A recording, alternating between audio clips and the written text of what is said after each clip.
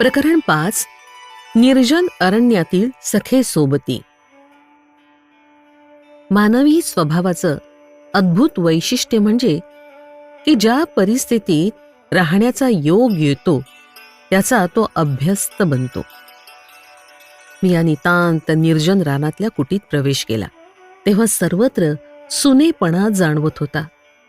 अंतरंगातील एकाकीपण बाहेर पडलं तर सर्वत्र एकाकीपणा जाणवतो. आज अंतःकरणाची लघोता हळूहळू संपू लागले तेव्हा आनंदी आनंद भरे जिकडे तिकडे चोहीकडे असा भाव निर्माण होऊ लागला. तेव्हा आता सुनेपणा कुठे, अंधाराची भीती कुठची? अमावस्येची घनदाट अंधारी रात्र, ढग दाटून आलेले, पडणारे लहान लहान तुषार आणि कांबळीत शिरण्याचा प्रयत्न करणारे थंडगार वारे. यामुळे लहान कुटीत चटईवर पहुडलेलं हे शरीर पुन्हा विमनस्क स्थिती अनुभवतंय. आज निद्रा पुन्हा मोडलीये. विचारचक्र सुरू झालं. सुखसोयीनी संपन्न घर कुठे आणि इथे अंधकाराची चादर गुंडाळून वाऱ्याच्या झुळकानी काप्रं भरलेली जलतुषाराने टपकणारी ही कुटी कुठे? तुलना होऊ लागली. दोहोंचे गुणदोष जाणवू लागले. शरीरास गैरसोयी प्रतीत व्हायच्या, मनही त्याचा सहयोगी. या गैरसोयी ते प्रसन्न कसं राहणार? त्या दोघांची जुनी दोस्ती आहे ना. आत्म्याच्या विरोधात ते दोघं एकत्र येतात आणि बुद्धी त्यांची भाडोत्री वकील. त्यांची जी आवड निवड तिचेच समर्थन करणार. तिचा तो धंदाच आहे. राजाचे दरबारी राजाचा कल पाहून आणि दरबाराचं वातावरण लक्षात घेऊन बोलण्यात निपुण असतात. राजाच्या विचारांशी होकार भरत राहतात. तशीच या मन बुद्धीची अवस्था असते. मनाचा कल पाहून त्यास अनुकूल विचार प्रवाह ती वाहवते. समर्थनासाठी अगणित कारणं, प्रयोजनं, प्रमाण दाखवणं हा तिच्या डाव्या हाताचा खेळ आहे. तशातच उशाशी असणाऱ्या एका लहानशा रातकिड्यानं आपला मधुर आलाप घ्यायला सुरुवात केली. एकानं सुरुवात केली त्यामुळे दुसरा प्रोत्साहित झाला, मग तिसरा, मग चौथा. असं कुटीतल्या छिद्रात बसलेले अनेक रातकिडे एकत्रितपणे संघगान करू लागले. त्यांचं गायन यापूर्वी उपेक्षा बुद्धीनं अनेकदा ऐकलं होतं. ते निरर्थक, कर्कश आणि मूर्खपणाचं वाटलं होतं. पण आज मनाला दुसरं कोणतंच व्यवधान नव्हतं.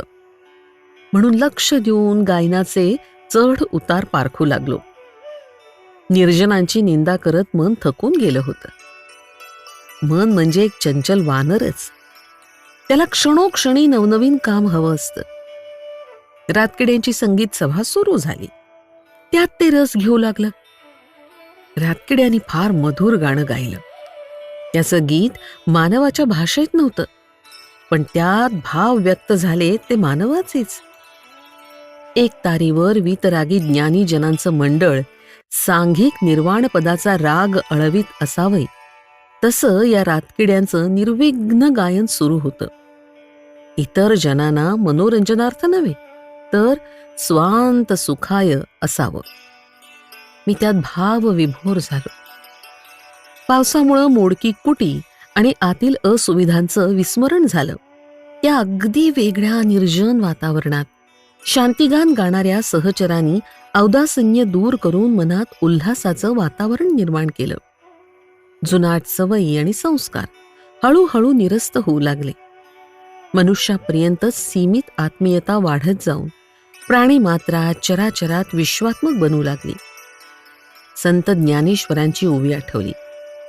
हे विश्वची माझे घर, ऐसी मती जयाची स्थिर, किंबहुना चराचर आपण जाहला. माझं विश्व खूप रुंदावलं. माणसांप्रमाणेच इतर प्राणीमात्रांशी तशीच अनुभूती आत्मसात केली. आता या निर्जन अरण्यात कुठेही सुनसान भासेनाशी झाली. आज कुटीच्या बाहेर पडून इकडे तिकडे फिरू लागलो तर चारही दिशांना सखे सहचरच दिसू लागले. दृष्टी तशी सृष्टी. विशाल वृक्ष पिता आणि पितामहा समान वाटू लागले. काशाय वल्कलधारी भोजपत्रांचे वृक्ष भगवी वस्त्रे धारण करणारे कुणी तपस्वी साधू संन्यासी भासू लागले. ते उभे राहून व्रत करणारे तपस्वी महात्मा भासले. देवदार चीडचे उंचच उंच वृक्ष प्रहरी किंवा सावधान सैनिकांसमान भासत होते. जणू मानव समाजातील स्वार्थी बुद्धी आपल्या समाजात शिरू नये यासाठी कटिबद्ध होण्याचं त्यांनी व्रतच धारण केलं असावं. लहान लहान वेली, नन्ही मुन्ने, मुले मुलींसमान रांगा बनवून बसली होती. पुष्पांनी त्यांची डोकी शोभायमान भासायची. वायूच्या झुळकीनं ती डोलीत आणि भास व्हायचा की शाळेत लहान विद्यार्थी डोकी हलवून पाढे पाठ करत आहेत. पानांवर बसलेले पक्षी मधुर स्वरात चिवचिवाट करत असावेत. वाटे की यक्ष गंधर्वांचे आत्मे रंगीबेरंगी खेळणी बनून सुंदर आकारात प्रकट झाली आहेत. या वनसौंदर्यांचं स्तुतिगान आणि अभिनंदन करण्यासाठी थेट स्वर्गातून ते उतरले असावेत. किशोर बालकांसम हरणं नाचत बागडत आहेत. जंगली बकरे, मेंढे निश्चित आणि निर्भय होऊन भ्रमण करीत होते. जणू या प्रदेशाची गृहस्वामिनीच. लहान सहान किडे कीटक कळीच्या खेळणीसारखे जमिनीवर हिंडत होते. त्यांचं रंग, रूप, हिंडणं, फिरणं सगळंच रमणीय भासे. उडणारे पतंग किडे फुलांच्या सौंदर्याशी स्पर्धा करत असावे. आपल्या सुंदर कोण याची स्पर्धाच जणू सुरू असावी. नवयौवनात पदार्पणाचं ओझं सहन होत नसावं अशा तोऱ्यात पर्वतीय नदी जवळूनच वाहत होती. तिची चंचलता आणि उच्छृंखलता बघावीशी वाटत होती. गंगेत इतर नद्या सुद्धा येऊन मिळतात. तो संगम जणू दोन्ही बहिणी सासरी जाताना परस्परांना कवेत घेऊन निरोप देत असाव्यात. पर्वतराज हिमालयानं आपल्या सहस्त्र कन्यांचा विवाह सागराशी लावला. सासरी जाताना बहिणी किती प्रेमानं परस्परांना आलिंगन देतानाचा सोहळा बघतच राहावं. वयोवृद्ध राजपुरुष लोकनायकांसमान पर्वत शिखर दूर बसून जणू एखाद्या गंभीर समस्येवर विचार करत असावे. हिमाच्छादित शिखर त्यांच्या शुभ्र केसांचं दर्शन घडवत होते. त्यांच्यावर लहान ढग, थंडीपासून रक्षणासाठी कापसाचे टोप त्यांनी डोक्यावर घातले असावे. मौल्यवान शाली दुशालीनी त्यांचं शरीर लपेटलं जात असावं असा भास व्हायचा.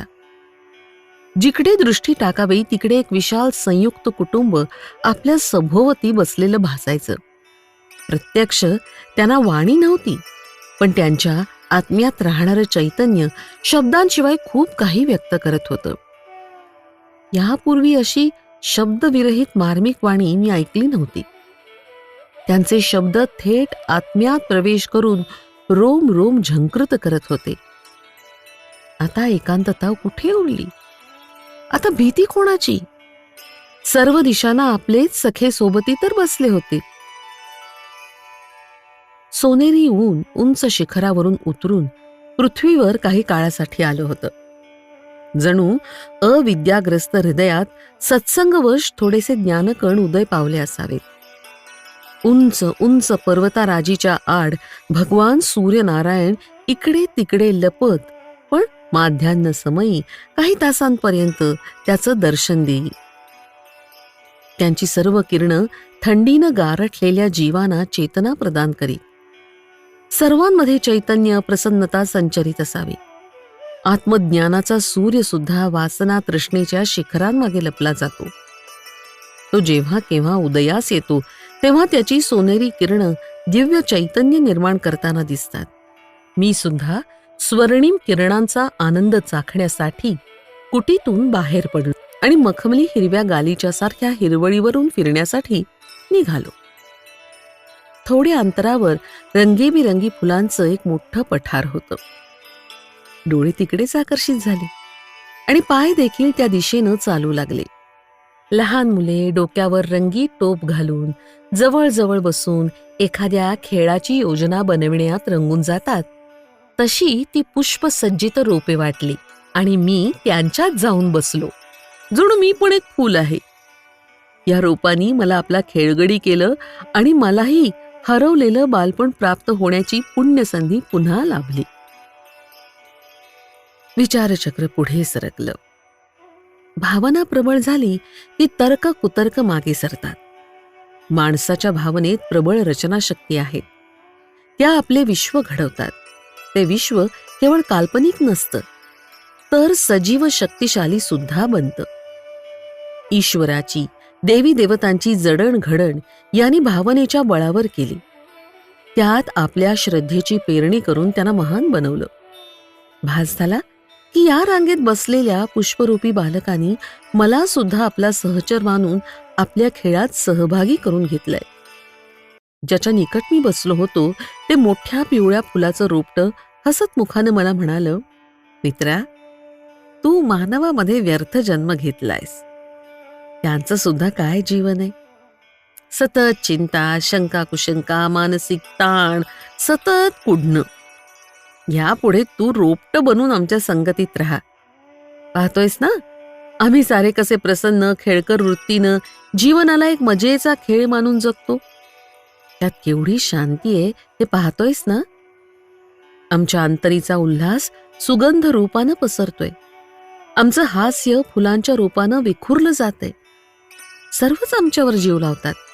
आम्ही पण सर्वांना प्रेम देतो, आनंदानं जगतो आणि येणाऱ्यांना आनंदित करत असतो.